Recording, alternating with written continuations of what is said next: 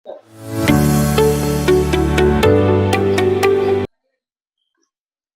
આપણે જે કાપડ ચોંટાડેલું પેપર કેનવાસમાં એને આ રીતના મૂકશું અને આમાંથી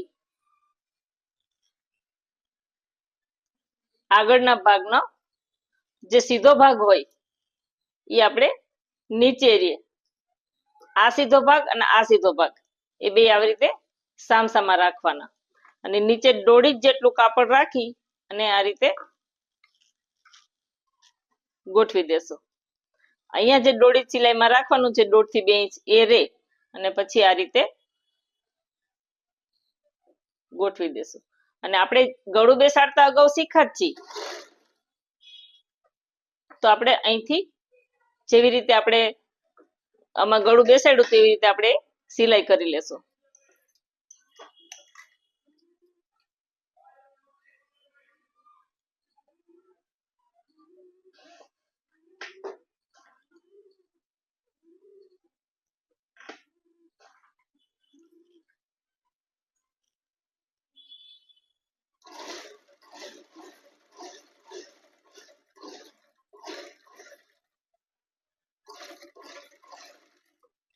ધીરે ધીરે મશીન એકદમ ધીરે ધીરે ચલાવવાનું છે કે જેથી આપણે જે ગળું કર્યું છે એની ગોળાઈ સરસ રીતે આવી જાય.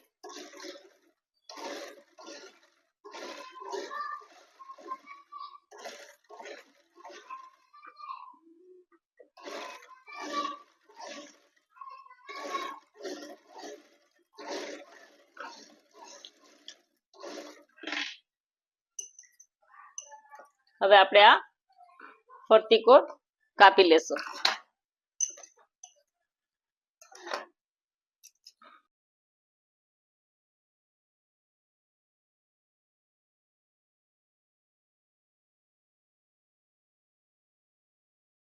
આપણે જે સિલાઈ કરી છે ત્યાં સુધીનું રાખવાનું છે, બીજું જે વધારાનું જે આ કેનવાસ વાળું કાપડ છે એ કાપી લેશું.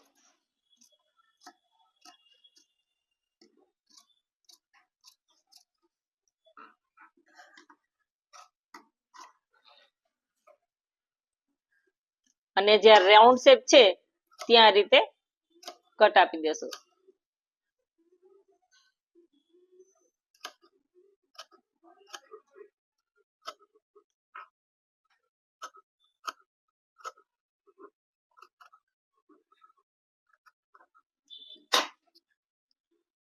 અને પાછળ આ ચોરસ ભાગ છે એને આ રીતે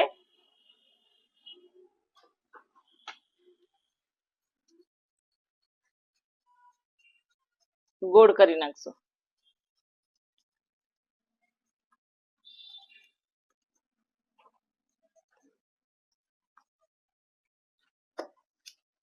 અને આ પટ્ટી આ રીતે સેજ વાળી લઈ.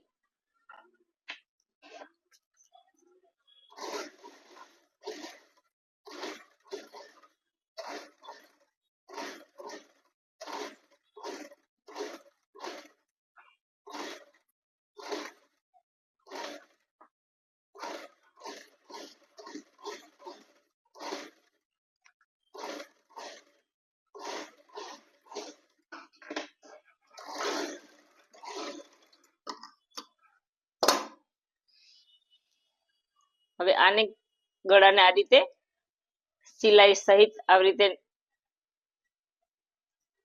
આ જે સિલાઈ છે એવી રીતે અહીંયા પ્રેસ કરતા જાશું.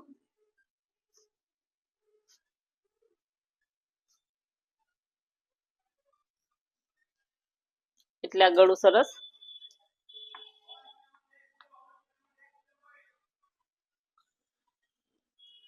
થઈ જશે.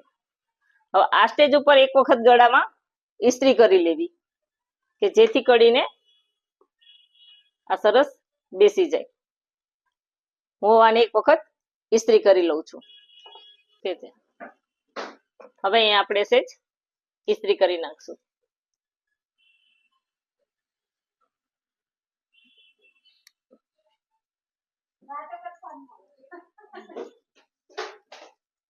જો આ ગળું સરસ બેસી ગયું છે. હવે પાછળના ગળામાં પણ આવી જ રીતે આપણે કરી અને એમાં પણ ઇસ્ત્રી કરી લેશું. હવે જેવી રીતે આગળનું ગળું આપણે બેસાડ્યું એવી જ રીતે આ પાછળનું ગળું પણ છે.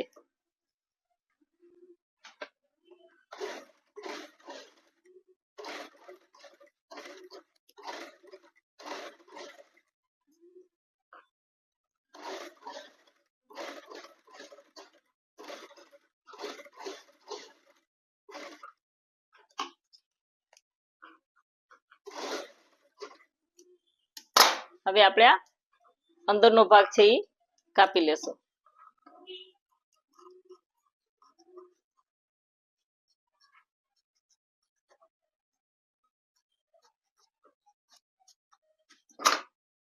અને આમને અહીંયા પણ આપણે જેમ આગળના ગળામાં ગોળાકાર આપી હતી એ રીતે આમાં પણ ગોળાઈ આપી દેશું.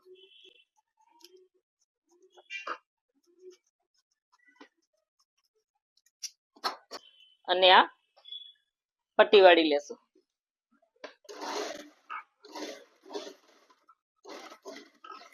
પટ્ટી વાળતી વખતે જ્યાં વળાંક હોય ત્યાં ઝીણી ઝીણી ચપટીઓ આવશે, એ લઈ લેવાની, તો જ સરસ એક ધારું બેસશે.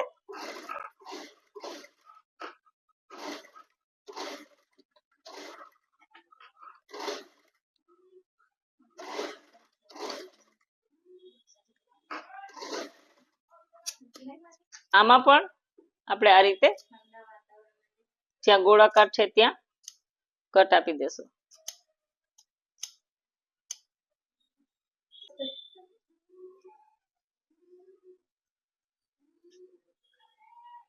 આ રીતે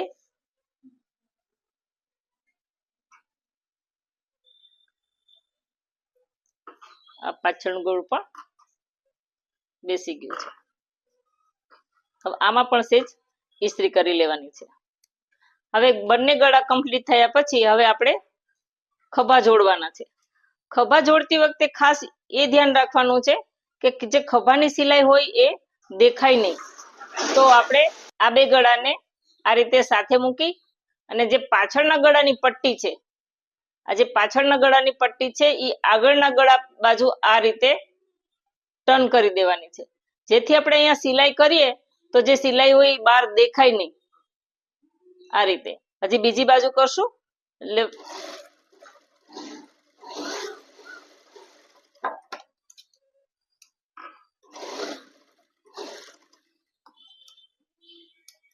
જે ઊંચા નીચી પટ્ટી છે એને કાપી નાખશું.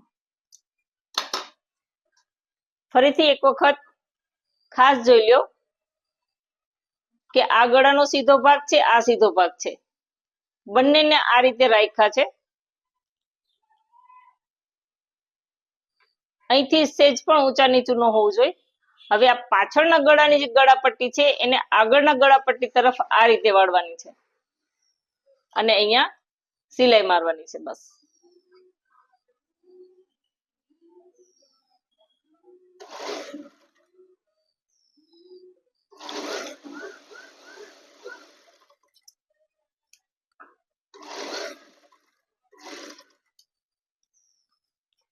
આ જે ઊંચા નીચી પટ્ટી છે એને કાપી લેશું.